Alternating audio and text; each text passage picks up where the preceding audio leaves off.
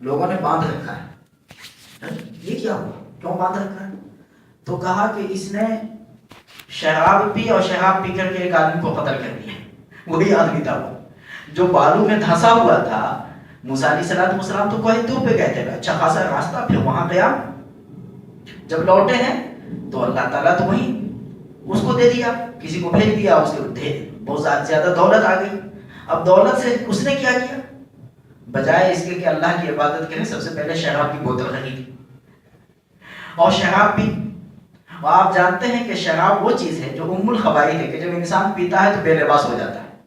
یعنی انسان پیتا ہے تو پیتے ہی جیسے اس کے حلق کے نیچے سے وہ گھونٹ، شراب کی گھونٹ جو ہے نا حلق کے نیچے اترتی ہے تو فوراً وہ انسان سے شیطان بن جاتا ہے. انسان سے کیا بن جاتا ہے؟ شیطان بن جاتا ہے. اب وہ یہ بھی نہیں جانتا کہ اب کیا ہوگا. حضرت امیر حمزہ رضی اللہ تعالیٰ عنہ جب شراب حرام نہیں ہوئی تھی، شراب کئی جام اٹھا چکے تھے، کئی جام پی چکے تھے، کئی بوتلیں جی. اور انگور کی شراب بہت ہی خالص شراب، اور دو مرتبہ اس کو آگ کے آنچ پہ گرم کر کے اس کو کشید کہتے تھے، اس کو میں دو آتشہ کہتے تھے. 2 مرتبہ گرم کی ہوئی شراب، 2 مرتبہ آنچ لگائی ہوئی شراب، آگ دی ہوئی شراب 2 مرتبہ. اس کے جوش کا کیا کہنا. پھر شراب جتنی پرانی ہوگی اتنی ہی وہ جو ہے نا نشاور ہوگی شراب. اور شراب میں شر ہے اور آب ہے. آب فارسی ہے اور شر عربی ہے. یعنی آب کے معنی پانی اور شر معنی شرارت. آپ جانتے برائی، وہ اپنی شر حاصل شر ہے نا جسے پناہ مانگی گئی. قل اعوذ برب الفلق میں 4 باتیں اور قل اعوذ برب الناس میں 1 بات. کل 5 چیزوں سے پناہ مانگی گئی ہے.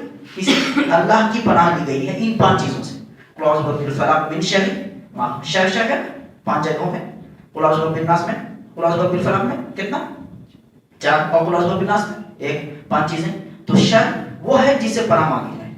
شر وہ ہے جسے، تو وہ پانی جو آدمی میں شر پیدا کر دے، اور جب آدمی میں شر پیدا کرے گا تو لوگ اسے پناہ پناہ پتہ نہیں کس کو کیا کر دے گا. یہ شرابی ہے، کسی کو اٹھائے گا پتھر پہ دے گا، پتھر سے دے مارے گا، کسی کو گالی دے دے گا، اپنی بیوی کو طلاق دے دے گا، کسی کو قتل کرے گا، کچھ بھی کر سکتا ہے وہ. اب وہ اپنے آپ میں نہیں ہے، اب وہ اپنے آپ میں نہیں ہے. شراب کا معاملہ یہ. حضرت امیر حمزہ رضی اللہ تعالیٰ شراب کی کئی بوتلیں بیل چکے تھے. آپ جانتے ہیں کون؟ اللہ اس کے رسول کے شعر ہے نا، اسد اللہ و اسد الرسول. حمزہ، امیر حمزہ رضی اللہ جی. اللہ اکبر کبیرہ. حضرت علی رضی اللہ تعالیٰ عنہ نے ولیمے کے لیے 2 اونٹنی رکھی تھی.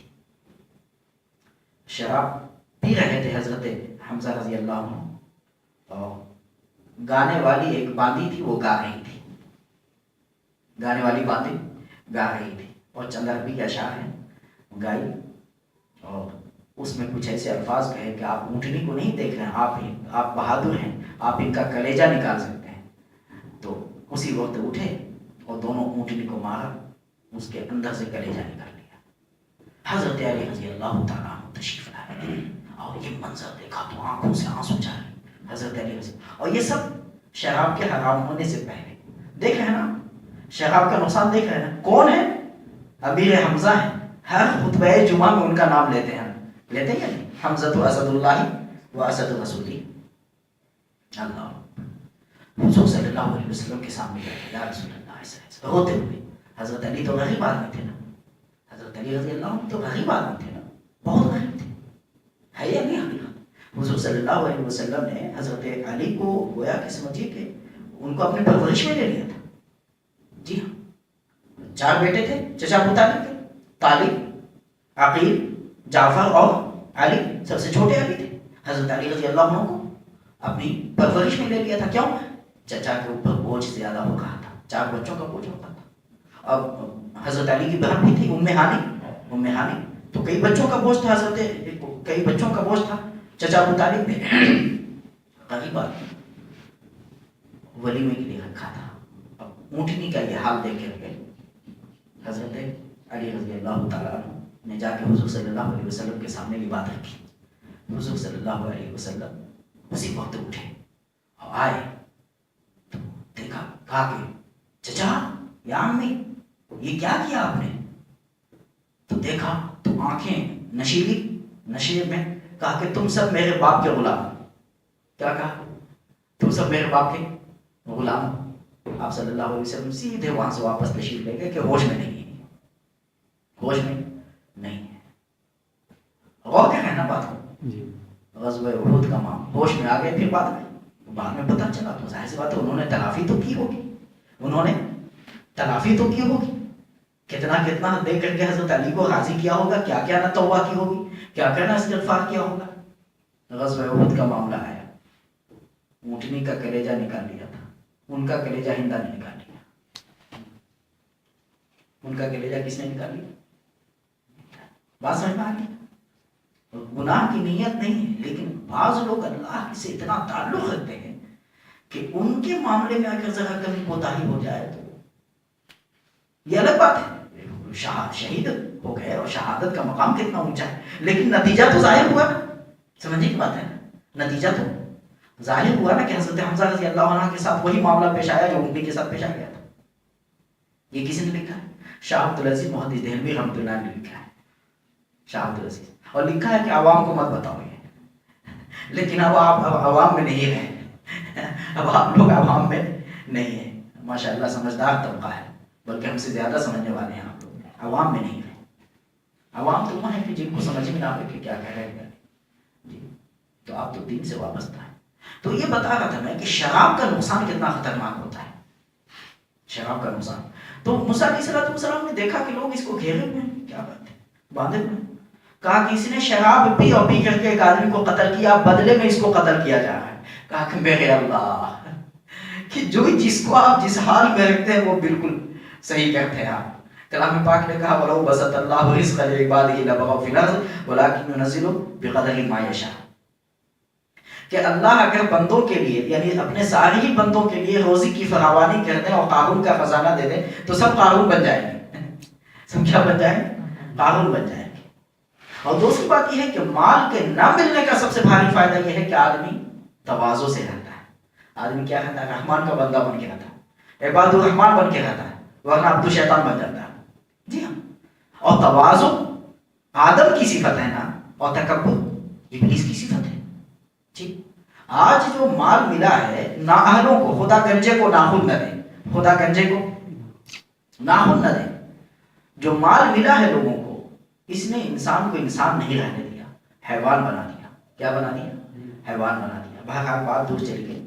تو ہم یہ بتا رہے تھے کہ آپ مجمع میں رہ کر کے بھی نبی صلی اللہ علیہ وسلم کی سنت کو زندہ کریں گے. یہی ہے خوف الہی. خوف الہی کا مطلب جنگلوں میں بھاگ جانا نہیں ہے. اب آپ کہیں گے کہ جو بزرگان دین جنگلوں میں گئے ان کا کیا ہوگا؟ وہ ہوش میں نہیں گئے، وہ بے ہوشی میں گئے. وہ کس میں گئے؟ ہوش میں نہیں، وہ بے ہوشی میں گئے. ہوش احکام الگ ہیں اور بے ہوشی کے احکام الگ ہیں. اس کی مثال میں ایک واقعہ سناتا ہوں، پھر اس کے بعد خوف الہی کا وہ واقعہ آپ کے سامنے رکھوں گا. شیخ شرف الدین یحییٰ منیری رحمۃ اللہ علیہ کا نام آپ لوگوں نے سنا ہوگا. شیخ شرف الدین یحییٰ منیری بہت بھاری بزرگ تھے. وہ منیر ایک جگہ ہے، وہاں پیدا ہوئے. انہوں نے علم حضرت شیخ ابو توامہ سے حاصل کیا. پھر جب جوان ہوئے تو استاذ کی بیٹی ہی سے ان کا نکاح ہوا. ایک بچہ پیدا ہوا، اس کا نام انہوں نے زکی رکھا، شیخ زکی. شیخ شرف الدین یحییٰ منیری رحمۃ اللہ نے اپنے بچے کا نام زکی، جیسے مولانا مفتی شفیع صاحب کے ایک صاحبزادے تھے شیخ زکی. پھر جو ہے ولی غازی، زکی غازی، ولی زکی، پھر ولی غازی ولی، پھر اس کے بعد رفیع، اور پھر تقی، مولانا تقی عثمانی صاحب. یہ چار بیٹے. زکی کیفی تخلص تھا ان کا. اور پھر ولی غازی جنہوں نے بے نقطے کی کتاب لکھی، ایسی کتاب لکھی جو بے نقطہ ہے، یعنی سیرت کی کتاب لکھی ہے اس میں ایک بھی نقطہ نہیں ہے، بے نقطے کی کتاب. یہ بھی نبی کا معجزہ ہے جو ان کے ہاتھوں پہ ظاہر ہوا ہے.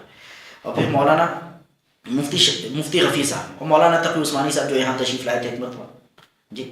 تو زکی انہوں نے نام رکھا. اور اس کے بعد دل میں اللہ کی محبت تھی، پیار تھا، پریم تھا. اور استاذ بھی ایسے ملے تھے اور ماں بھی ایسی تھی ولیہ.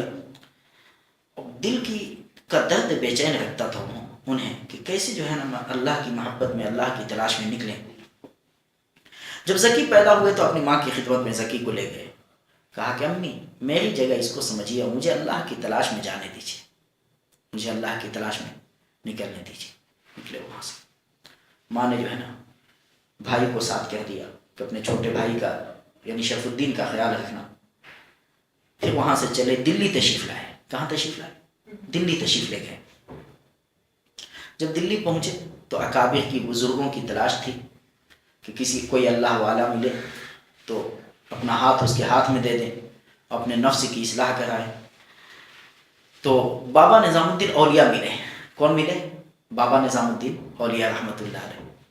انہوں نے فرمایا اگر شیخ است من ہم شیخ، اگر یہ شیخ ہے تو میں بھی شیخ ہوں۔ کیا فرمایا؟ اب آپ اندازہ لگائیں کتنا اونچا مقام ہوگا۔ اگر یہ شیخ است من ہم شیخ، اگر یہ پیر ہے تو میں بھی پیر ہوں۔ پھر اس کے بعد حضرت شیخ بو علی شاہ قلندر پانی پتی ملے۔ ان کو دیکھا تو دیکھا کہ پانی پہ مصلی بچھائے ہوئے ہیں۔ کس پہ مصلی بچھائے ہوئے؟ پانی پہ۔ پانی پہ ہم لوگ ذرا سا پاؤں رکھے تو ڈوب جانے، پانی پہ مصلی بچھائے ہوئے۔ اللہ نے پانی کو ان کے تابع کر دیا اور نماز کی نیت باندھے ہوئے اور ایک بے ہوشی کی کیفیت ہے۔ تو کہا مرد استولے مغلوب الحال ہے تو لیکن مجذوب ہے، ہوش میں نہیں ہے، اس کے بس کی بات نہیں کہ ہمیں سنبھالے۔ اب آپ اندازہ لگائیں کیسے ہوں گے وہ۔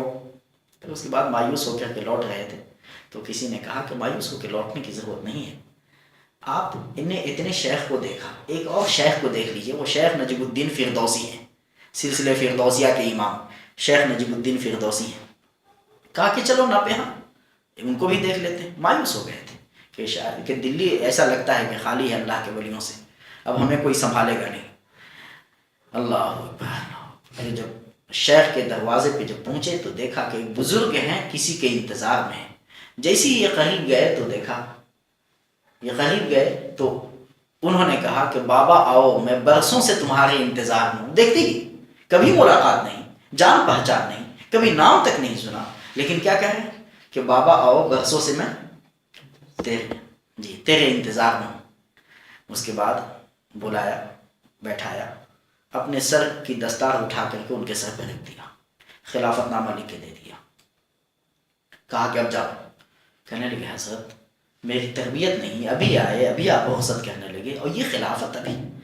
تو کہا کہ جاؤ، دربار رسالت سے تمہاری تربیت مقدر ہو چکی ہے۔ کسے؟ یعنی اب تمہاری تربیت ہم نہیں کریں گے، ولی نہیں کریں گے، تمہاری تربیت نبی کریں گے۔ اب آپ کہیں گے کہ نبی تربیت کریں، نبی تربیت کریں؟ تعجب کی بات ہے، تعجب نہ کیجیے۔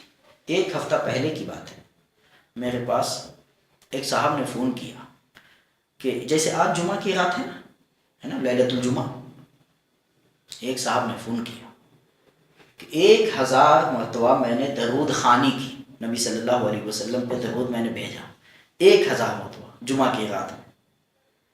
جب سویا ہوں تو حضرت آدم علیہ السلام آ گئے، رات بھر میرے ساتھ رہے، رات بھر۔ جب آنکھ کھلے تو دیکھوں کہ وہی ہے، یعنی آنکھ کھلے اور پھر میں سو جاؤں، پھر دیکھوں کہ وہی ہے، رات بھر میرے ساتھ رہے۔ میرے پاس یہ فون پہ بتائیے۔ اب آپ اس کے بعد سے انہوں نے روزانہ 1000 مرتبہ درود کا انہوں نے معمول بنا لیا۔ کتنا؟ 1000 مرتبہ۔ اور ایک مرتبہ اگر کوئی درود نبی صلی اللہ علیہ وسلم پہ بھیجتا ہے، ایک مرتبہ اگر کوئی درود بھیجتا ہے تو 10 گناہ معاف ہوتے ہیں، 10 نیکی ملتی ہے، 10 درجے بلند ہوتے ہیں اور 10 رحمتیں نازل ہوتی ہیں۔ اور قیامت کے دن سب سے زیادہ نبی صلی اللہ علیہ وسلم کے قریب وہ شخص ہوگا جس نے نبی صلی اللہ علیہ وسلم پہ سب سے زیادہ درود بھیجا ہوگا۔ اب آپ اندازہ لگائیں کتنا اونچا، 1000 مرتبہ کم ہے کیا؟ جی کتنا اونچا مقام۔ اور خود اللہ کہہ رہے ہیں کہ ایمان والو، جب میں بھی درود بھیجتا ہوں، فرشتے بھی بھیجتے ہیں، تو چپیتی کا شعبہ تمہاری کے ساتھ کیا، تم بھی بھیجا کرو نبی پہ درود۔ اسی لیے کثرت سے نبی صلی اللہ علیہ وسلم پہ درود بھیجا کریں انشاءاللہ۔ اس کی برکت سے کیا ہوگا کہ بہت بھاری بھاری گناہ معاف ہو جائیں گے۔ اسی میں نے بتایا نا کہ 10 گناہ معاف ہوتے ہیں، 10 نیکیاں ملتی ہیں، 10 درجے بلند ہوتے ہیں، 10 رحمتیں نازل ہوتی ہیں۔ تو اللہ تعالیٰ کی رحمت کے نزول کا ایک سبب ہے درود، اللہ کی رحمت کے نزول کا ایک سبب ہے درود۔ اور اس سے پہلے ہم نے بتایا تھا، پھر میں بتا دوں کہ صاحب دلائل الخیرات یعنی درود کی جو کتاب ہے، سب سے بھاری بھرکم کتاب جو درود کی لکھی گئی ہے، اس کا نام ہے دلائل الخیرات۔ اس کا نام کیا ہے؟ دلائل الخیرات اس کا نام ہے۔ تو دلائل الخیرات والے نے جو درود لکھی ہے، کتاب لکھی ہے، سب سے دنیا میں اتنی بھاری بھرکم درود کی کوئی کتاب نہیں ہے۔ تو دلائل الخیرات والے کے لکھنے کا واقعہ کیا ہوا، کیوں لکھا انہوں نے؟ کہتے ہیں کہ میں چلا جا رہا تھا اور ان کے ساتھ ان کے یہ شاگرد لوگ تھے، ان کے خلفاء تھے، وہ بھی جا رہے تھے۔ ظہر کا وقت ہو گیا اور کنواں تو ہے لیکن بالٹی نہیں ہے، کنواں تو ہے لیکن ڈول نہیں، بالٹی نہیں کہ اس سے پانی نکالے، بالٹی نہیں۔ اب وہ پریشان ہے، کہیں تو کیا کریں؟ سامنے ایک گھر تھا، اس کے دریچے سے ایک 9 سال کی بچی جھانک رہی تھی۔ کتنے سال کی؟ 9 سال کی بچی جھانک رہی تھی۔ وہ آئی، آ کر کے کچھ اس نے اپنے ہونٹ ہلائے، زبان کو حرکت دی اور اس کنویں میں تھوک دیا۔ جیسے ہی کنویں میں تھوکا تو وہ پانی ابلنے لگا، تھوکنے سے وہ پانی ابلنے لگا اور باہر آ گیا، پانی ابل رہا ہے، باہر آ گیا۔ اب حیرت ہوتا، یہ کیا؟ جو شیخ تھے نا، زمانے کے امام تھے، ان کو تو اور زیادہ، وہ بھی محیدین کے سامنے جو ان کے ہاتھ میں ہاتھ دے رکھے تھے، ان کے شاگرد لوگ، تو ظاہر سی بات ہے احساس تو زیادہ ہوگا۔ تو بچی سے کہا کہ اللہ کا واسطہ ہے بچی تو کون ہے اور تم نے یہ کیا کیا؟ تو کہا کہ اگر اللہ کا واسطہ نہ دیتے تو میں نہیں بتاتی۔ کہا کہ میں نے نبی صلی اللہ علیہ وسلم پہ ایک درود پیش کیا ہے اور اسی درود کو پیش کرنے کے بعد میں نے اس میں تھوک دیا تو اس کی برکت سے پانی ابلنے لگا، اس کی برکت سے۔ تو وہ درود بھی انہوں نے اپنی کتاب میں لکھی ہے، جو درود بتایا بچی نے، وہ درود بھی انہوں نے اپنی کتاب میں۔ ایک درود ہے، ایک مرتبہ اگر کوئی کہتا ہے تو 6 لاکھ نیکیاں ملتی ہیں۔ اللہم صلی علی سیدنا محمد عدد ما فی علم اللہ صلاۃ دائمۃ بدوام ملک اللہ، ایک مرتبہ خالی کوئی کہہ لے تو 6 لاکھ نیکی ملتی ہے۔ اب آپ اندازہ لگتے ہیں۔ تو بہرحال اس کی پابندی کریں انشاءاللہ العزیز۔ جی ہاں، بہرحال تو ہم یہ بتا رہے تھے کہ بارگاہ رسالت سے تمہاری تربیت مقدر ہو چکی ہے، بارگاہ رسالت سے تمہاری تربیت مقدر ہو چکی ہے۔ تم جا تو رہے ہو لیکن اگر کوئی خبر ملے تو لوٹنے کی کوشش نہ کرنا۔ ابھی 2 میل کا فاصلہ غالباً طے کیا کہ کسی نے جا کر کے بتایا کہ آپ جیسے ہی نکلے ہیں شیخ کا انتقال ہو گیا، شیخ کا انتقال ہو گیا، شیخ نجیب الدین فردوسی المتوکل کا انتقال ہو گیا۔ اب وہیں پہ غم کے مارے بیٹھ گئے۔ اب سوچا کہ لوٹ جائیں لیکن حکم کا خیال آ گیا کہ شیخ نے تو منع کیا تھا کہ واپس آنے کی کوشش مت کرنا۔ بہرحال ہوتے ہوئے آگے چلے۔ جب چلے تو بہیا کا جنگل آیا، پٹنہ کے پاس ایک جنگل ہے بہیا۔ اب تو جنگل کٹ گیا ہے، آبادی ہو گئی وہاں، وہ خوفناک جنگل تھا وہ۔ وہاں مور کی آواز سنی۔ کس کی آواز؟ مور، طاؤس کی آواز سنی۔ یوں محسوس ہوا کہ وہ کہہ رہا ہے کہ پی کہاں، پی کہاں، پی کہاں، یعنی محبوب کہاں ہے، اللہ کہاں ملے گا، اللہ کہاں ملے گا، اللہ کہاں۔ ہر ایک کو اللہ کی تلاش ہے، ہر ایک کو اللہ کی تلاش ہے۔ ہم لوگوں کو اللہ کی تلاش کرنے کے لیے ہم لوگوں کو اللہ کا راستہ دے دیا ہے، اس میں اگر نکلے تو انشاءاللہ اللہ ملے گا۔ جی ہاں، وہ مجاہدہ ہم سے اللہ نہیں کرا رہے جو مجاہدہ ہمارے بزرگوں نے کیا ہے کہ پتھر بھی پگھل کے پانی ہو جائے، ایسا مجاہدہ کیا انہوں نے، ایسا مجاہدہ۔ تو انہوں نے کہا پی یہاں، پی یہاں، پی یہاں، پیا یہاں ملے گا، پیا یہاں یعنی محبوب یہاں ملے گا، اللہ یہاں ملے گا، اللہ یہاں ملے گا۔ اللہ اکبر۔ اس کے بعد جیسی مور کی آواز سنی تو بھاگنا شروع کیا اور بھاگتے بھاگتے بھاگتے بھاگتے جنگل میں لاپتہ ہو گئے۔ بھائی نے ہر چند روکنے کی کوشش کی لیکن بھائی کی نگاہوں سے اوجھل ہو گئے۔ بھائی روتا رہا کہ کہاں لاپتہ ہو گئے۔ جی ہاں، مور کی آواز سنی، اس میں درد تھا اور اللہ کی تلاش تھی، اسی آواز پہ جنگل میں غائب ہو گئے۔ 12 سال تک جنگل میں رہے۔ کتنے سال تک؟ 12 سال تک جنگل۔ آپ اندازہ لگائیں جی، 12 سال۔ تو یہ جو اکابر گئے ہیں، پھر آگے کا لمبا واقعہ ہے۔ کہتے ہیں کہ چون بخواجہ نجیب الدین فردوسی پیوستم، فارسی میں حسن در دل من نہادہ شد و ہر روز حسن زیادہ میں شد۔ جب میں خواجہ نجیب الدین فردوسی سے ملا تو میرے دل میں غم کا ایک شعلہ رکھ دیا گیا، ہر دن اس میں ترقی ہوتی رہی، ترقی ہوتی رہی، ہر دن اس میں ترقی۔ 12 سال تک جنگل میں رہنا آسان ہے کیا؟ ہم اکیلے دن میں جنگل میں نہیں جا سکتے، اس میں خوفناک جانور ہوتے ہیں، شیر ہے، چیتے ہیں، بھالو ہے، وغیرہ وغیرہ، اژدہے ہیں، خوفناک موذی جانور بھی ہوتے ہیں، درندے ہوتے ہیں جی. اب ان سے بچنا، لیکن وہ ہوش میں نہیں، عالم سکر میں بے ہوشی کی حالت میں وہ جنگل میں رہا. 12 سال کے بعد وہاں سے راجگیر کے جنگل میں دیکھے گئے. ایک بزرگ کو الہام ہوا کہ ایسے ایسے ایک اللہ کے ولی ہیں، وہ تم کو ملیں گے، تم ان کو نکال کے باہر لاؤ. جو باہر نکال کر کے لائے گئے، تب جا کر کے اللہ تعالیٰ نے ان سے پھر ہدایت کا کام لیا اور فردوسیہ سلسلہ وہاں سے پھیلا. بہرحال ہم یہ بتا رہے تھے کہ انہی کے بیچ میں رہ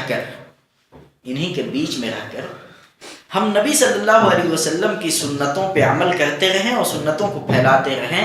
یہی ہے خوف الہی یہی. اب جو بزرگ جو ہے جنگلوں میں بھاگے ہیں، وہ ہوش میں نہیں بلکہ کس حال میں گئے؟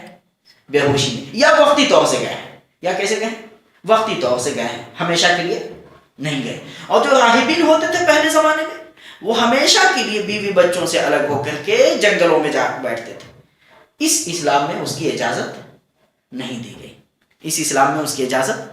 دی گئی. لا رہبانیت فی الاسلام، اسلام میں رہبانیت نہیں ہے.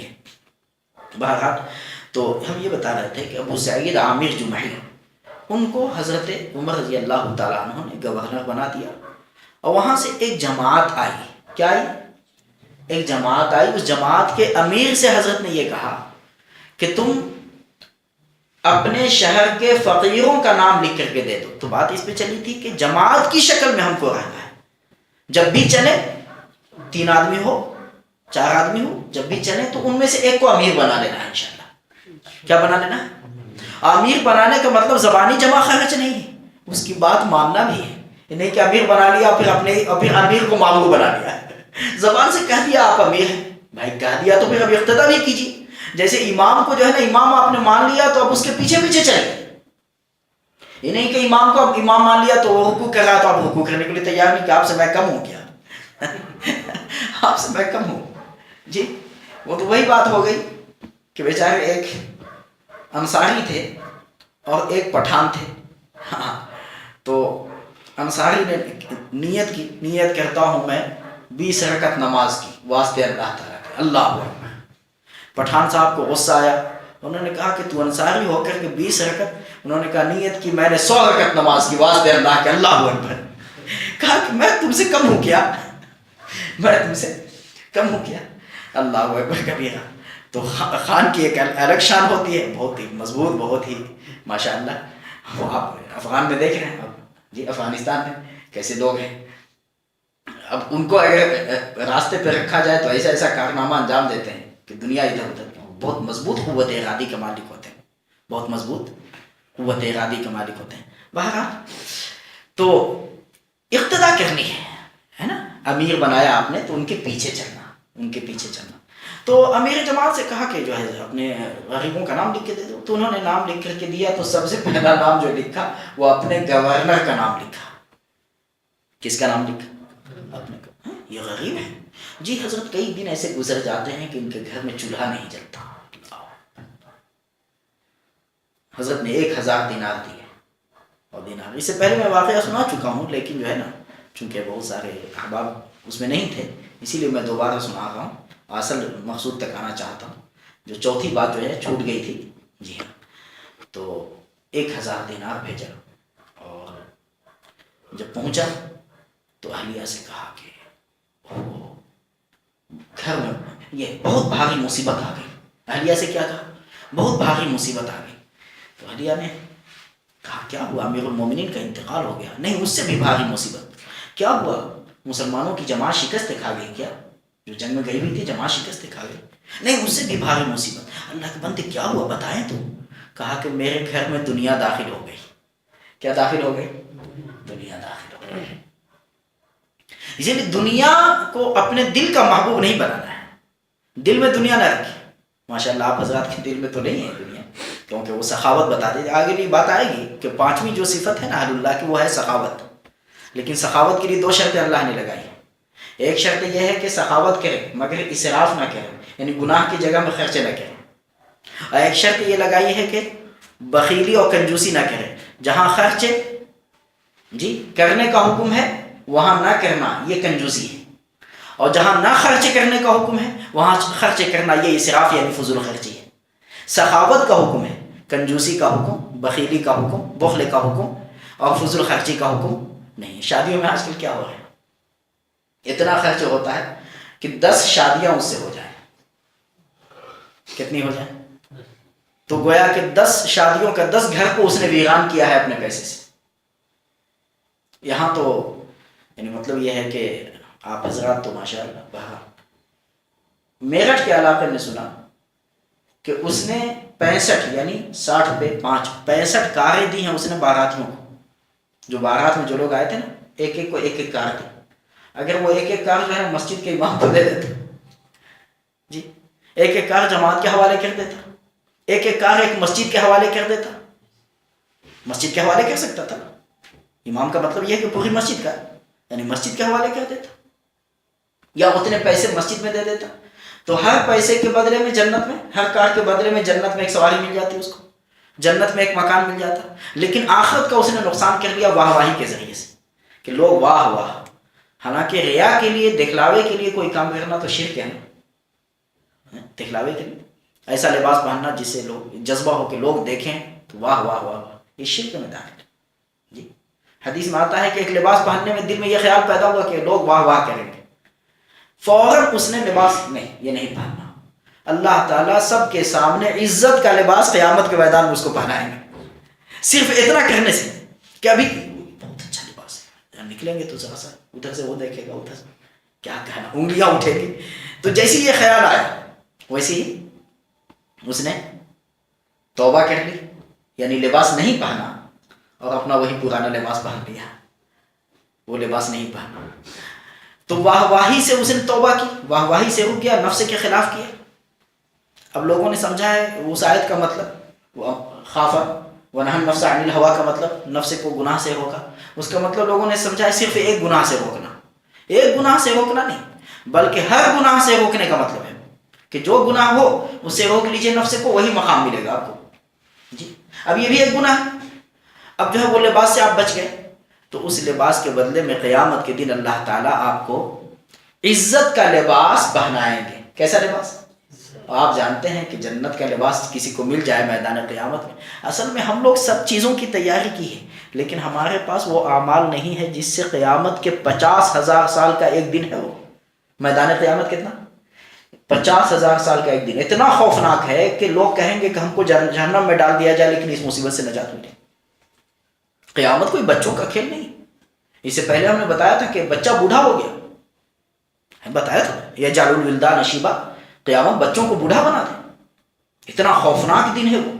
یا ایھا الناس اتقوا ربکم ان زلزلۃ الساعۃ شیء عظیم، اس کی تیاری اس سے ہوگی، اس کی تیاری۔ بہرحال کہا کہ گھر میں دنیا آ گئی، گھر میں دنیا آ گئی تو کہا کہ تخلص میں نہ، اسے چھٹکارا حاصل کر لیجیے۔ کہا کہ تم میری مدد کرو گی؟ ہاں، بیوی بھی ویسی ہی تھی۔ اللہ اکبر، کئی تھیلی بنا کر کے اس کو دے کر کے 1000 دینار سے چھٹی لی۔ 1000 دینار سے کیا لے لی؟ چھٹی لے لی۔ دیکھا آپ نے؟ اس کے بعد پھر کیا ہوا؟ کچھ دنوں کے بعد جو ہے نا حضرت کا جب سفر ادھر ہوا تو حضرت نے پوچھا کہ بھئی یہاں کے گورنر کا کیا حال ہے، امیر المومنین عمر رضی اللہ عنہ۔ کہا کہ 4 عیب ہے ان میں، نعوذ باللہ۔ ایسے نیک لوگوں میں بھی لوگوں نے عیب نکالے ہیں۔ ہم آپ میں اگر عیب نکالیں تو تعجب کی کیا بات ہے، اور بے عیب تو کوئی ہے نہیں۔ بے عیب ذات نبیوں کی ہوتی ہے اور بعد میں صحابہ کی۔ صحابہ کا عیب ہنر ہے، عیب نہیں ہے۔ ان کا جھوٹ جو ہے نا اس پہ نیکی ملتی تھی۔ الٹی بات کہہ رہے ہیں، صحابہ نے اگر شراب پی لی نا ایمان کے بعد، اس پہ جنت ملی ان کو۔ وہ آپ کہیں بہت الٹی بات کہہ رہے ہو، لیکن نہیں، الٹی بات نہیں کہہ رہا ہوں، ابھی آپ کو مطلب سمجھاتا ہوں۔ بعض صحابی سے غلطی ہو گئی، پتھر سے مارا گیا، ان کو جنت ملی۔ جی ہاں، 2 صحابہ میں حضرت ابوبکر حضرت ربیعہ بن کعب میں جو ہے نا اختلاف ہو گیا، اس پہ ان کو جنت ملی۔ جی ہاں، حضرت امیر معاویہ حضرت علی میں جو ہے نا اختلاف ہو گیا، دونوں کو جنت ملی آپس میں۔ اور ہم اگر نیکی بھی کر رہے ہیں تو پتہ نہیں کہ یہ نماز ہم کو جہنم میں نہ لے جائے، روزہ ہم کو جہنم میں نہ لے جائے۔ کیوں؟ وجہ اس کی یہ ہے کہ ان کی زندگی ہی میں اللہ تعالیٰ نے صحابہ سے کہہ دیا تھا کہ اب میں تم سے راضی ہو گیا ہوں، اب چاہے گناہ کرو گے پھر بھی میں راضی ہی رہوں گا، اب گناہ کرو گے تو بھی میں، تو ہم تو راضی ہیں، اللہ راضی ہیں تو ہم راضی ہیں، لیکن آج تک شیعہ راضی نہیں ہو سکے، نہیں ہم راضی نہیں ہیں، ابو بکر کو گالیاں دے رہے ہیں، عمر کو گالیاں دے رہے ہیں، عثمان کو گالیاں دے رہے ہیں، نعوذ باللہ معاذ اللہ، اللہ ہم سب کی حفاظت۔ بہرحال تو وہ چاروں جو ہے نا، چار غلطیاں ان میں کیا ہے، کہا کہ پہلی غلطی تو یہ ہے کہ روزانہ جو ہے دیر سے نکلتے ہیں، دوسری غلطی یہ ہے کہ مہینے میں ایک دن چھٹی کرتے ہیں، مہینے میں ایک دن چھٹی کرتے ہیں، اور تیسری غلطی یہ ہے کہ رات میں کسی کی نہیں سنتے، کیسے گورنر ہیں کہ رات بھر جو ہے نا فیصلہ کرنا چاہیے ان کو بیٹھ کے، رات میں کسی کے نہیں سنتے۔ چوتھی غلطی یہ ہے کہ مقدمہ سنتے سنتے، بحث سنتے سنتے عدالت میں، کچہری میں، کورٹ کچہری میں بے ہوش ہو جاتے ہیں، سن رہے ہیں اور بے ہوش ہو گئی۔ بے ہوش ہونے کا کیا مطلب ہے؟ دھیان سے سنا کرے۔ اچھا، حضرت امیر المومنین عمر رضی اللہ عنہ نے بلوایا، کہا کہ اس کا جواب دو، تو اس سے پہلے میں سنا چکا ہوں آپ کو، لیکن پھر دوبارہ سنا رہا ہوں۔ تو حضرت امیر المومنین سے کہا کہ حضرت رہا مسئلہ دیر سے نکلنے کا، تو میرے گھر میں کوئی نوکر چاکر تو ہے نہیں، اور بیوی کے اوپر اتنا بوجھ میں ڈال نہیں سکتا، بیوی کو دوسرا کام رہتا ہے، کچھ تسبیح تلاوت میں بھی وہ لگی رہتی ہے، تو میں جو ہے نا اپنے ہاتھوں سے آٹا گوندتا ہوں، پھر جو ہے نا وہ خمیر تیار ہوتا ہے، تو اس کے بعد میں اس کی روٹی بناتا ہوں، ناشتہ کر کے نکلتا ہوں۔ اچھا، پھر دوسرا کیا ہے؟ کہا کہ مہینے میں ایک دن چھٹی کرتے ہیں۔ کہا کہ میرے بدن میں ایک ہی لباس ہے، میرے بدن ایک لباس، گورنر ملک کا گورنر ہے، لیکن بدن پہ کتنا لباس؟ اب بتائیے ہم لوگوں کو شکر ادا کرنا چاہیے یا نہیں؟ اب بھی یہ کہیں گے کہ نہیں بہت مصیبت میں، بہت حالت خراب ہے، جیتے جی میں مر گیا ہوں، شکوا سے بند کر دیں، ڈریں کہ پتہ نہیں اگر ایک خالی لباس کا اللہ تعالیٰ حساب لے لیں کہ میرے پاس کتنا لباس ہے ہم لوگوں کے پاس، تو اسی کا جواب نہیں دے سکیں، اور یہ لباس ہم کو جہنم میں لے جا سکتا ہے، اتنی نعمت ہے، اس کا جواب نہیں دے سکتے۔ اسی لیے اب ہم لوگوں کو کیا کرنا ہے؟ اللہ کا شکر ادا کرنا ہے، سخاوت پیدا کرنی ہے، ناشکری سے بچنا ہے ہم لوگوں کو، ناشکری سے، دل ہمیشہ اللہ کے شکر سے لبریز رہے۔ جی ہاں، ایک لباس ہے اس کو دھوتا ہوں، اب اس کے سوکھنے تک ظاہر سی بات ہے انتظار کرنا ہوگا، تو ایک دن اسی لیے چھٹی کرتا ہوں۔ کہا کہ اچھا، پھر رات میں کیوں وقت نہیں دیتے؟ رات میں کسی کی نہیں سنتے؟ کہا کہ میں نے دن مخلوق کو دے رکھا ہے، اور رات خالق کو، رات بنانے والے کو میں نے دے رکھا ہے، رات میں تہجد، عبادت، تلاوت میں مشغول رہتا ہوں، اس لیے میں رات کسی کو نہیں دے سکتا۔ اللہ۔ چوتھی بات یہ ہے کہ بے ہوش کیوں ہو جاتے؟ کہا کہ ایک لمبی داستان ہے، اس سے پہلے ہم نے بتایا تھا، کوئی بات یہی پہ بات ہوگی تھی، جی ہاں ایک لمبی داستان ہے، وہ یہ ہے، اس کو سنا کے بعد ختم کرتا ہوں۔ دعا ہے اللہ تعالیٰ اپنا خوف صحیح معنوں میں ہمارے دلوں میں پیدا فرما دے، اور ان بزرگوں کے نقش قدم پہ 100% چلنے کی توفیق عطا فرمائے، آمین۔ بہت اونچے لوگ تھے، کہتے ہیں کہ واقعہ یہ ہے کہ حضرت خبیب نام کے ایک آدمی تھے، خبیب بن عدی، خباب جیسے ہیں نا، خباب بن عد، ایسی خبیب بھی ہیں، خباب بھی مظلوم اور خبیب بھی مظلوم۔ خباب کے بارے میں آپ کو معلوم ہے کیا ان پہ ظلم ہوتا ہے؟ ایک عورت کے غلام تھے، آگ کو دہکا کر کے ہاں سر کو داغا کرتی تھی۔ اب آپ اندازہ لگائیں کتنا ظلم کیا ہوگا اسے، حضرت خباب، اور ان کی کمر کیسی ہو گئی تھی، آگ پہ بچھا کر کے، آگ کے انگارے بچھا دیے، اس پہ ان کو لیٹا دیا گیا، ان کے کمر کے خون سے اور کمر کی چربی سے وہ آگ بجھی ہے۔ ایک چنگاری ہم برداشت کر سکتے ہیں کیا؟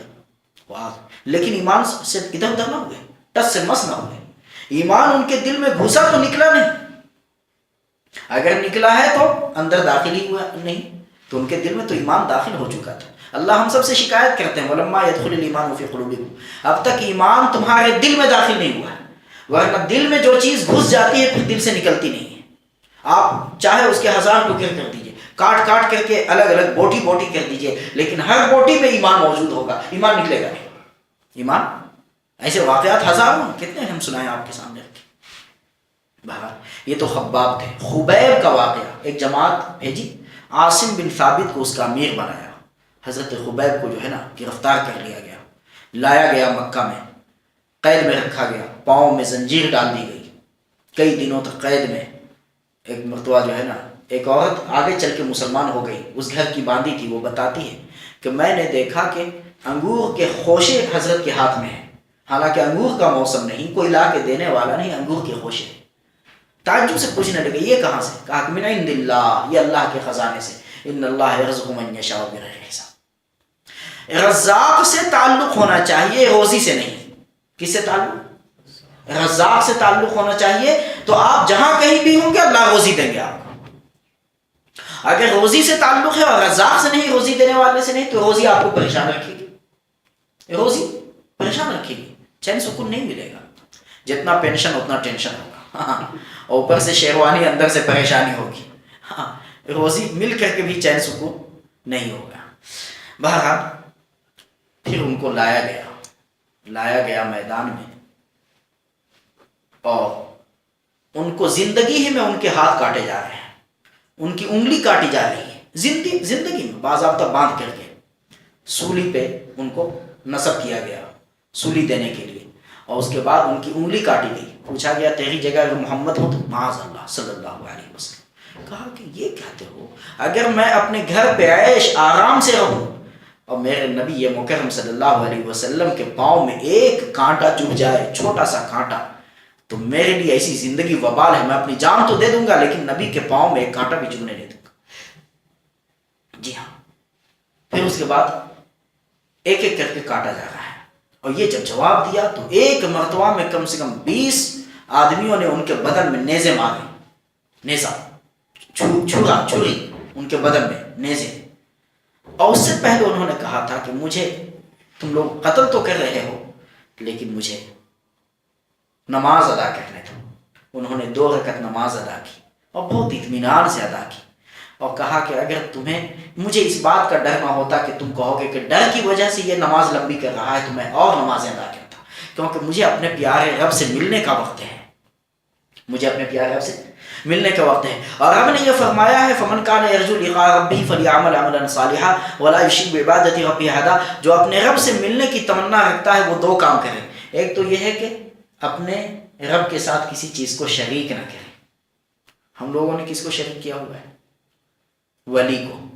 جی ہاں، ولی کو ہم نے شریک کر رکھا ہے کہ جو کام اللہ کے سامنے کرنے کا ہے وہ ولیوں کے سامنے کرتے ہیں، قبروں پہ جا کے سر جھکاتے ہیں، قبروں پہ جا کے اگربتی جلاتے ہیں، قبروں پہ جا کے چادر ڈالتے ہیں۔ حالانکہ کسی غریب کو دے دیجیے، کسی غریب کو پیسہ دے دیجیے، کسی غریب کو چادر دے دیجیے اور نیت کر لیجیے اس کے اسباب حضرت کو پہنچ جائے۔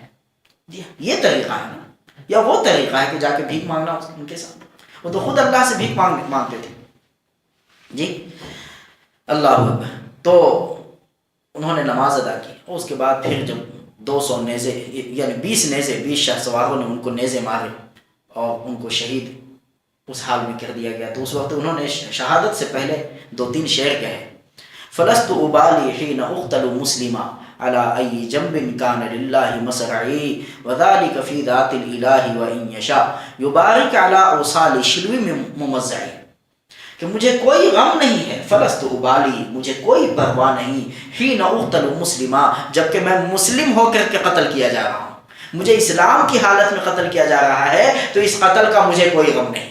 دیکھا آپ نے، ایمان سے اسلام کی محبت۔ علی ای جنب کان للہ مسرعی، چاہے کسی پہلو پہ میں گروں وہ تو اللہ کے لیے گرنا ہوگا۔ فلست ابالی حین اقتل مسلما علی ای جنب کان للہ مسرعی وذلک فی ذات الالہ وان یشاء یبارک علی اوصال شلو ممزعی، اگر اللہ چاہے تو میرے بدن کے کٹے ہوئے ایک ایک بوٹی میں جو ہے نا برکت ڈال دے، یا اللہ میرے درد کی کیفیت اور میری اس حالت کو پہنچا دے میرے نبی تک اور میرا سلام پہنچا دے۔ اسی وقت جبرائیل امین کو حکم ہوا، جبرائیل جاؤ اور جا کے خبیب کا سلام میرے حبیب تک پہنچا دو۔ جی ہاں، حضور صلی اللہ علیہ وسلم تک سلام پہنچا، حضور کی آنکھوں سے اسی وقت آنسو جاری، سارا واقعہ بتا دیا صحابہ کو، صحابہ بھی رونے لگے۔ صحابہ بھی کہتے ہیں سعید بن عامر جمحی کہ وہ منظر میں نے دیکھا اور دین پہ جمنا دیکھا، وہ اپنی جان تو دے دی انہوں نے لیکن دین سے نہ ہٹے، تو صحابہ جان دے کر بھی ایمان کی دعوت دیتے تھے۔ کہا کہ ان کے واقعے نے مجھے مسلمان ہونے پہ مجبور کر دیا کہ اگر جھوٹا مذہب ہوتا تو یہ آدمی ایسا نہ ہوتا۔ دیکھا تو میں مسلمان ہو گیا. پھر میں لہیم شہیم تھا، طاقتور تھا. میں اس لیے بے ہوش ہو جاتا ہوں کہ جب کبھی میں فیصلہ سننے لگتا ہوں تو مجھے ڈر ہونے لگتا ہے قیامت کے فیصلے کا. کس کا؟ قیامت کے فیصلے کا. کہ خدا نہ خواستہ میدان قیامت میں اگر اللہ نے مجھ سے پوچھ لیا کہ سعید تمہیں طاقت تھی، تم نے اس مظلوم کی مدد کیوں نہ کی؟ تم جوان تھے، تمہارے دوست و احباب تھے، تم نے اس مظلوم کی مدد کیوں نہ کی؟ اس کا جواب میرے پاس نہیں. بس وہی خیال آتا ہے تو میں بے ہوش ہو جاتا ہوں ڈر کے مارے. یہ ہے خوف الہی. یہ کیا ہے؟ خوف الہی. تو امیر المومنین اب آپ ہی فیصلہ فرمائیں. امیر المومنین نے کہا اللہ اکبر، ایسے اللہ والے کو تم لوگ ستا رہے ہیں. دیکھا آپ نے؟ تو یہ خوف الہی نتیجہ نکلتا ہے. کس کا یہ کیا سبب بنا؟ اللہ کا خوف. جب دل میں اللہ کا خوف پیدا ہو جاتا ہے نا تو آدمی کو قیامت کا حساب سامنے ہوتا ہے. آدمی کے سامنے کس کا حساب ہوتا ہے؟ قیامت کا. اس لیے اللہ کے ولیوں کی 12 صفات میں چوتھی صفت کیا ہے؟ خوف الہی. اللہ کا خوف اپنے دل میں پیدا کرنا. کس کا خوف؟ اللہ کا خوف اپنے دل میں. اب جب خوف پیدا ہو گیا تو اللہ ایک دل میں دو خوف کو جمع نہیں ہونے دیں گے. ایک دل میں دو خوف جمع نہیں ہونے دیں گے. اگر دل میں اللہ کا خوف ہے تو جہنم کا خوف جمع نہیں ہونے دیں گے. جہنم سے آزادی. جہنم سے آزادی. الا ان اولیاء اللہ لا خوف علیہم ولا هم يحزنون. اللہ کے ولیوں کو کوئی خوف نہیں، کوئی غم نہیں. اللہ تعالیٰ سے دعا ہے کہ اللہ تعالیٰ ہمارے دلوں میں 100% اپنا خوف پیدا فرما دے. مختصر دعا کہ بسم اللہ الرحمن الرحیم الحمد للہ رب العالمین والصلاۃ والسلام علی رسول اللہ محمد وآلہ وصحبہ اجمعین. یا اللہ یا رحمان یا رحیم. یا اللہ رحم کا، کرم کا، عفو کا، عافیت کا، یسر کا، سہولت کا موقع فرما. اے اللہ ہمارے دل میں 100% تواضع پیدا فرما دے. اے اللہ ہمارے دل میں، اے اللہ ہمارے اندر حلم کی صفت پیدا فرما دے. اے اللہ تہجد گزار، شب بیدار، صلحاء میں ہمیں شامل فرما دے. اے اللہ اپنا خوف ہمارے دل میں پیدا فرما دے. اے اللہ ہم دنیا میں جئیں تو خوف کے ساتھ، اور دنیا سے جائیں تو آپ کے خوف کے ساتھ جائیں. اور قیامت کے دن جب ہم اٹھائے جائیں تو انبیاء، صلحاء، شہداء جو اہل خوف تھے ان کی جماعت میں اٹھائے جائیں. اے اللہ ہمیں، اے اللہ اپنے خوف کی برکت سے جہنم کے خوف سے آزاد کر دیجیے، قبر کے عذاب کے خوف سے آزاد کر دیجیے. اے اللہ قیامت کی ہولناکیوں سے ہم سب کو نجات دے دیجیے. اے اللہ صفات عباد الرحمن ہم میں 100% پیدا فرما دیجیے. اے اللہ ان دعاؤں کو محض اپنے فضل و کرم سے بے انتہا قبول فرما لیجیے. ربنا تقبل منا انک انت السمیع العلیم وارنا مناسکنا وتب علینا انک انت التواب الرحیم. سبحان اللہ وبحمدہ، سبحانک اللہم وبحمدک، ونشهد ان لا اله الا انت، نستغفرک.